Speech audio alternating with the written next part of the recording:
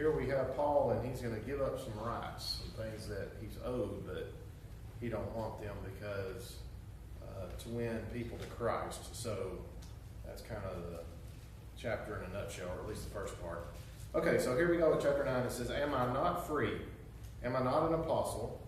Have I not seen Jesus our Lord? Are not you my workmanship in the Lord? If to others I am not an apostle, at least I am to you, for you are the seal of my apostleship in the Lord. This is my defense to those who would examine me. Do we not have the right to eat and to drink? Do we not have the right to take along a believing wife, as do the other apostles and the brothers of the Lord and Cephas? Or is it only Barnabas and I who have no right to refrain from working for a living, who serves as a soldier at his own expense, who plants a vineyard without eating any of its fruit, or who tends a flock without getting some of the milk?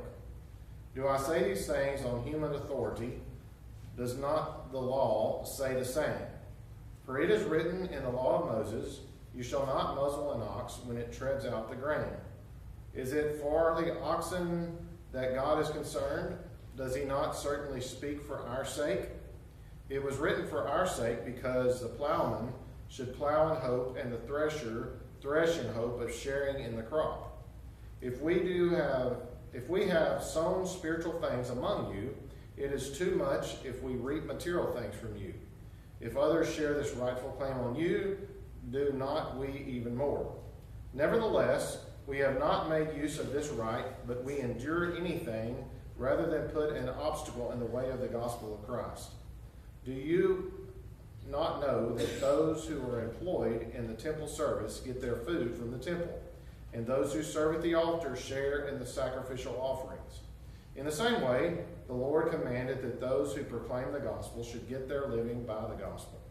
But I have made no use of any of these rights, nor am I writing these things to secure any such provision. For I would rather die than have anyone deprive me of my ground for boasting. For if I preach the gospel, that gives me no ground for boasting, for necessity is laid upon me. Woe to me if I do not preach the gospel.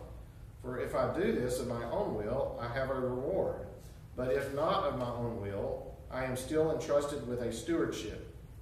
What then is my reward? That in my preaching I may present the gospel free of charge, so as not to make full use of my right in the gospel. For though I am free from all, I have made myself a servant to all, that I might win more of them. To the Jews I became as a Jew, in order to win Jews. To those under the law I became as one under the law, though not being myself under the law, that I might win those under the law. To those outside the law I became as one outside the law, not being outside the law of God, but under the law of Christ, that I might win those outside the law. To the weak I became weak, that I might win the weak. I have become all things to all people, that by all means I might save some. I do it all for the sake of the gospel, that I may share with them in its blessings.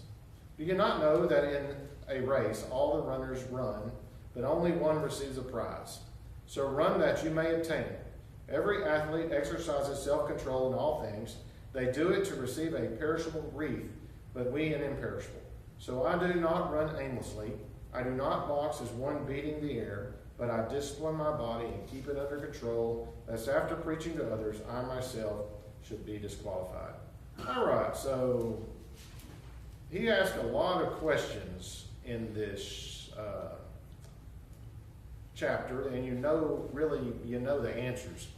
There was a comment that I saw here in the book, kind of referred to what we've been studying, and this is a continuation of what we have been talking about with the idols.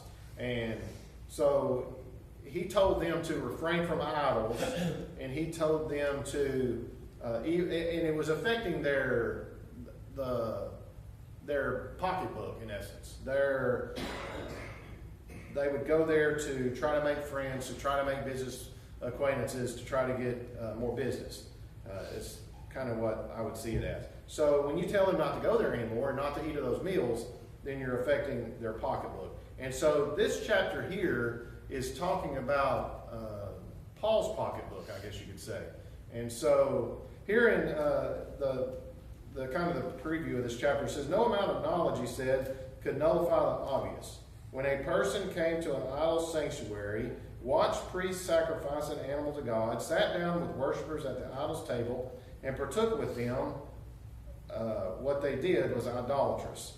And so no matter how they tried, I mean, they tried to swing it a bunch of different ways in chapter 8 to make it okay. And Paul calls it idolatrous no matter what. And no matter what excuse you have, that's what it appeared to be to him. So here in this first chapter, he's asking a bunch of questions. Am I not free? So what did we talk about in the previous chapter? We talked about he was free. They were free to eat of those meals if they wanted to. And there wasn't a sin in eating the meal.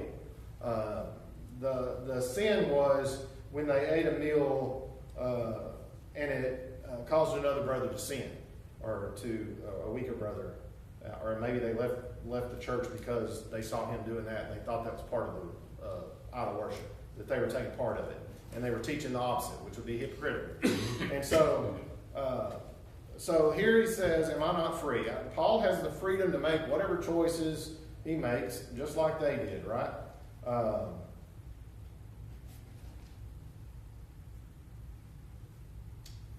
I don't think in 1 Corinthians, but in 2 Corinthians, his apostleship is under attack. And so I think that's under 2 Corinthians like 11. But it seems like here he's not having to really justify himself as an apostle. Because as we saw there, it seems that they recognize that as reading this. But anyway, he will in 2 Corinthians, but not necessarily here in this book. Another comment that was interesting here.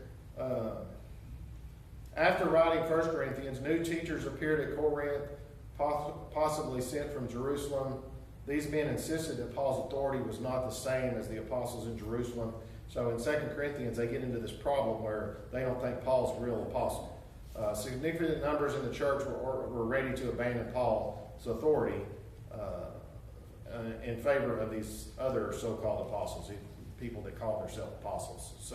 So here, as we see in this, so that's the reason of these questions here in the beginning. Am I not free? Am I not an apostle? Have I not seen Jesus our Lord? So somebody that is an apostle, what is that? They have to have seen Jesus, right? That's the third question here. So that would be an apostle. That would be Paul, and that would be the other 12 apostles, right? They had seen him. Are not you my workmanship in the Lord? If to others I am not an apostle, at least I am to you. So it seems that they, because of this sentence here, that they trusted that Paul was an apostle and didn't have the problems that they'll have later on in 2 Corinthians. For you are the seal of my apostleship in the Lord. Okay, so he gets into 3. You talked about chapter 2. We got these idols, the reasoning for abandoning it, and he gave. So here's his defense to that. So he's given to all. I mean, he could say all of their questions, really, or all of their concerns, really. Because I mean, what's a person going to say if they're going to these places and they're trying to get more business? I mean, that's what really is. It's hitting them hard. And so Paul's going to give them the defense of that. So this is my defense to those who would examine me. Do we not have a right to eat and drink? So I think most of these questions are yes. As we go through here, I'll note it if it's not. But so far, we have the right to eat and drink anything we want to eat, right? Even if it's been offered to idol, that's not a sin. It's the problem is, of course, that we talked about. Do we not have the right to take along a believing wife? So here you can note that Paul and is it Barnabas? Yeah, Paul and Barnabas. It doesn't seem to be married. Okay, the other apostles and many brothers of the Lord that went into the Peter, they were married. Okay, so he's asking the question. Does he have the right to be married just like the rest of the apostles? pretty much what he's asking here. Do we not have the right to take along a believing wife? Now, how hard would it be to take a wife on a bunch of mission trips? I mean, that now it would be easy, I suppose, compared to then anyway. But that would be hard. That would be quite a hardship. You could run into robbers. How many times did Paul end up in jail? I mean, all the things that he went through, ships capsizing, all those things. So Paul, he cared more about teaching the gospel and spreading the gospel than he did for necessarily getting married. Okay, so do we not have the right to take along a believing wife, as do the other apostles and the brothers of the Lord and Cephas? Or is it only Barnabas and I who have no right to refrain from working for a living? So here's another question. So apparently Barnabas and Paul,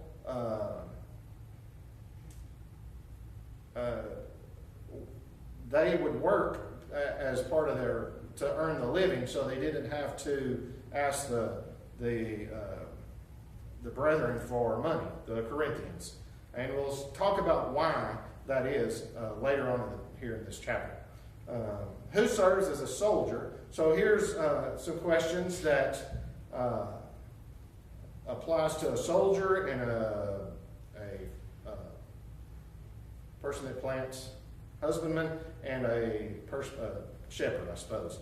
So who serves as a soldier at his own expense? So when you think about a soldier, what do they need to go be a soldier? Well, they're going to need a gun and shoes and just all those kind of things, food. And so the same thing with a preacher. He's applying this to someone that's in a missionary or preaching the gospel. Who serves as a soldier at his own expense? Who plants a vineyard without eating of its fruit? I mean, a person, a husbandman, is not going to plant its vineyard and then not have anything to eat. Who tends to, and that's kind of different than a soldier, because a soldier is out fighting. They're not planting anything. They're not gaining anything from. Their work doesn't have anything to do with food, shelter, or You have something? I was just thinking about that fifth verse. Yeah. That would be very difficult for people of the Catholic persuasion. Look at what he says. More than one thing he brings up. He brings up all the other apostles have the right to get married. And then he specifically mentions Peter, Cephas, as having that's right. They a wife. I wonder how they reply to that. Do I not have the right to do that?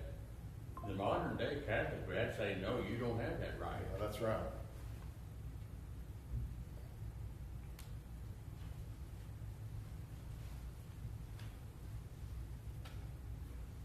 So let's see where that talked about the.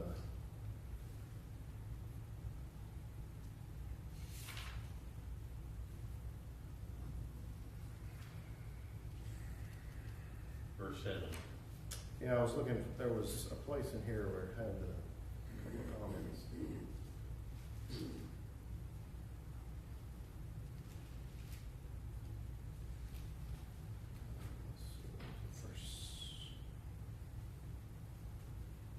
There was this is one verse, is 6. Kind of read through 6, but here he mentioned 3 specific matters that they're taking into consideration. He refused financial assistance from the church at Corinth. He had the right as an apostle to eat and drink. And the second thing, he was chosen to travel without a wife, but he had the right to have a wife accompanying. He had the right to rely on support from the church, but he chose to do his own manual labor and to provide for his own material needs. And so that's kind of a overview of what they're talking about here.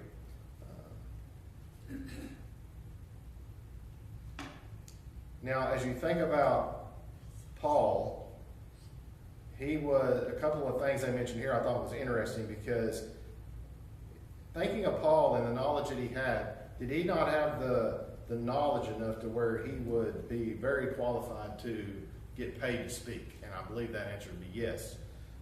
He was, and here's the reason why. It says he was well educated. He was studied at the feet of the famous rabbi, Acts 22 and 3. He was born a Roman citizen. His parents were of prestige. And so, really, I imagine the Corinthians kind of felt obligated to pay him because of his prestige and the things that, because of who he was. And here it says that Christians at Corinth would not have expected an important man like Paul to pay his own expenses by doing manual labor.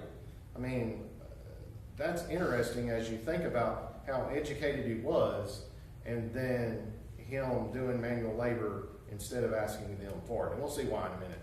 But so you could really see that he was really entitled for it, but he chose not to take it. Verse 7 we see here, here's what I was looking for. To enforce his right to receive food. 3 more questions, all of them rhetorical, they're all answered no, right? So here it is about the soldier. Those who hired a soldier pays the expense. Every farmer expected to eat the fruit of his vineyard. Naturally, a herdsman would use the milk of the flock. Okay, so here's the differences here. Soldiers, farmers, and herdsmen could expect the basic provisions that their labors provided. So you got a soldier, he needs money to pay to his expenses because he's not making food. Of course, the husbandman could take of his own vineyard. That would be some of his food. And of course, the shepherd, his herdsman, is taking his. Now, when we think about expense here, this word expense, what chapter verse was that? It was verse 7. Own expense, this word right there. So the expense was often used in a sense of wages. A soldier's need. So here's what I was looking for. A soldier's needs included his weapons, food, sandals, clothing, and a tent. If they were going off to war, they would need these things. So somebody that hired the soldier would be expected to help him with these things, right? Paul's analogy, those who labored in the kingdom of God were comparable to a soldier on duty, a husbandman tending his vineyard or shepherd pasturing his flock. So you can kind of compare those, like a missionary there, to a soldier, a husbandman, and a herdsman. Any comments on that? Wouldn't it just be like a return for your labor? I mean, food you just gave to the farmer. He had to buy the seed, he had to give the labor. Same with the shepherd and the soldier. He's getting not only his need supplies for what he does, but he's also getting support for that. Yeah. He's married or something, or has kids, he can support them. So it's just a matter of, you talking about support. Yeah, that's right. Yeah, supplying him what he needs in all 3 of these. So.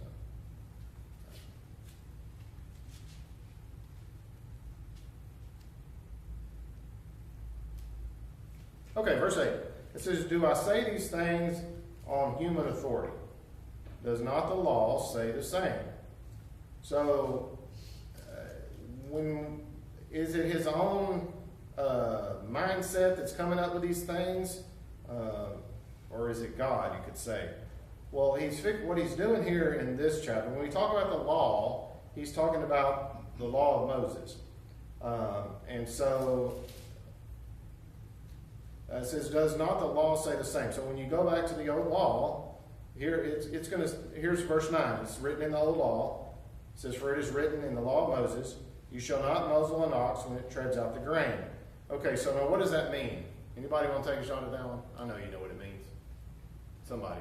He's comparing the oxen to all these 3 things that he just had. Yeah. So what do you have to? Should you put a muzzle on the ox so he can't eat as he walks? You won't get as much work done. That's right. Yeah.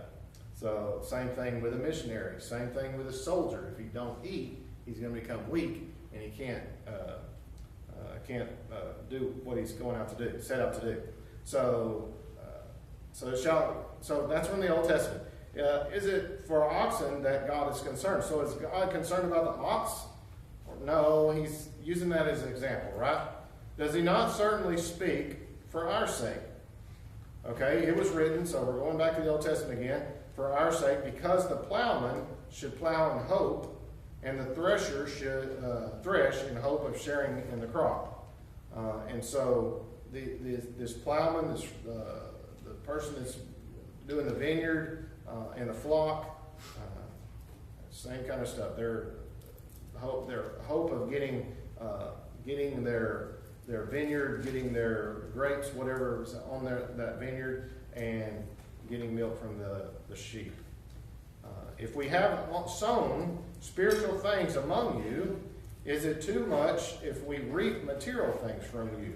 So somebody that's going around and if they're a missionary, whoever they are, a preacher, whatever, if they're going into a town and they're teaching them spiritual things, so, I mean, how valuable is spiritual things? Salvation, how to teach somebody to be saved. That's valuable. More valuable than teaching them how to eat or whatever, raise crops and all that stuff. So I know when Gage goes to other countries, he teaches them the gospel, but he also teaches them how to raise crops and stuff. And so he's providing with the spiritual things. If we have sown spiritual things among you, is it too much if we reap material things from you? Of course. If others share this rightful claim on you, do not we even more? So others are paid to do this, to come into Corinth, and they pay them to teach. Maybe they pay some missionaries to go other places. So Paul is saying that he has the rightful claim to that too. Yes. That's sort of like verse 6. In both of them, verse 6 and this verse, Paul gives he gets rather caustic almost, because he's saying, do you all have special rules for Barnabas and me? Yeah.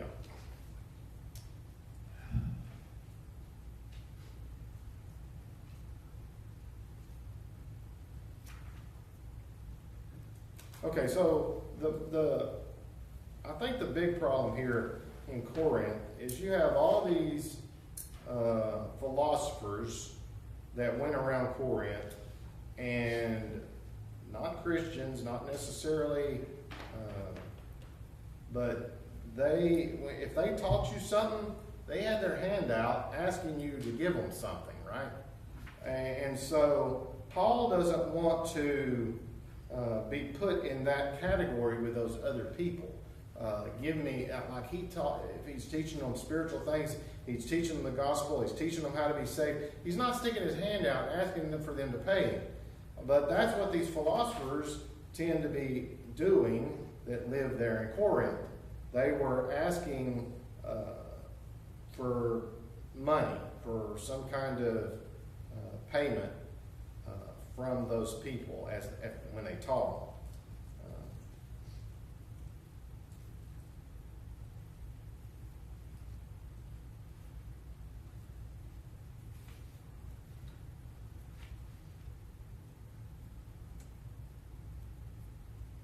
Okay, so where are we at here? Verse 13. Nevertheless, we have not made use of this right, but we endure anything rather than put an obstacle in the way of the gospel. So the whole reason that he doesn't want them to pay him is because he doesn't want an obstacle put in the way of teaching the gospel. So if you have all these other people asking for handouts, and then Paul comes up to you and he wants to teach you the gospel, and he's not asking you for a handout, which one are you more likely to believe? Well, probably Paul. Okay, so that's in a nutshell kind of what he's dealing with here. And it says, do you not know that those who are employed in the temple service? Okay, so now this is not Old Testament temple service. This is just their their pagan worship, where they would be eating with idols, all that kind of stuff we talked about in chapter 8. So those who were employed in the temple service get their food from the temple, and so he's using them as an example. They took they had their temple service, did worship their idols. How did they eat? Well, when the people gave offered their animal or whatever it was to the idol, well, the priest that did that, the guy that was doing the temple service, would take some of that food for himself so that he could eat. Get their food from the temple, and those who serve at the altar share in the sacrificial offering. So whatever was offered there, the person that served the altar would take parts of that. Okay? How would you get that when you're talking about the holy things? Because The what? how would you take that if he's talking about the holy things? Holy things. Yeah, he's talking about the old law and the right. Well, that's kind of where it came from, but there's not any priest at this time that would be actual under Moses. I mean, under all that. I mean, that's what they were trying to do. They were trying to follow the old law, but they didn't have any priests that would be. No, that's not what I'm saying. I'm saying Oh. that this reference is a direct reference of the priests of the temple, the temple, Old Testament temple. It's still there and they're still doing that. Yeah, but they weren't. They were offering idols there. They weren't actually offering it to God. I don't think, because that's the whole context of all this is idols and their other worship. Like in verse 8, chapter 8. I don't know for sure on that. That's the impression I get from reading this commentary. I would refer to them as holy things. And what was the holy things? Verse 13, did not know that they which minister about holy things, live of the things of the temple, and they which are made at the altar are partakers of. I mean, I suppose it could be talking about the Old Testament law, but they were also trying to do these things there. Yeah, he's already in reference to the Old Testament law Yeah. concerning the ox and the muzzle.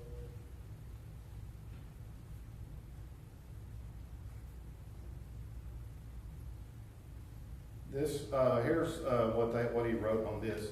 He said, in the Greek mindset of Corinth, those who perform sacred services likely refers to the priests in charge of sacrificial rites at altars, whether pagan or Jewish. So I suppose maybe it could be both there. Greek city cults typically had no hereditary or professional priesthood equivalent to the Jewish line of Aaron or Zadok. They couldn't go back that far, right? They weren't in that priestly line. One came to the priesthood in a Greek city for a specified period of time by election, appointment, or purchase. For Greeks, being a priest was similar to serving in any other official capacity. The position entailed privileges and financial rewards. So I don't know if it's more Greek in Corinth, where it would be. I mean, I'm sure the ideas and all came from the Old Testament, even if they're doing this, because all of they changed everything up as it went along.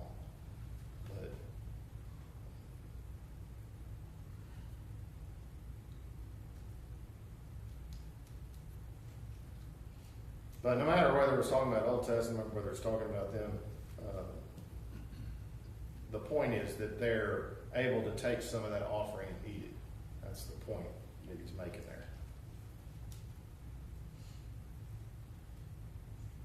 there. In the same way, so he's comparing, we'll end at 14, I guess.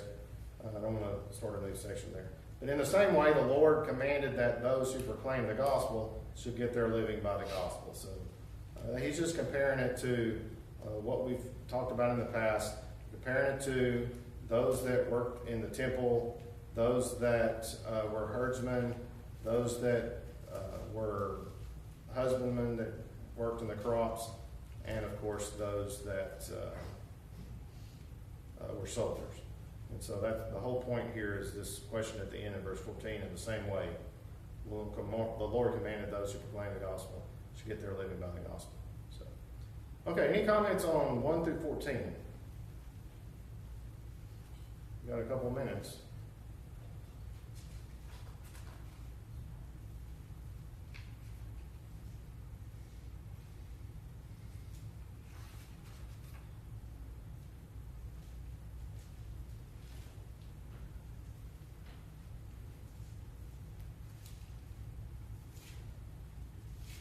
Okay, we'll stop there. We'll start on verse 15 next time. 15.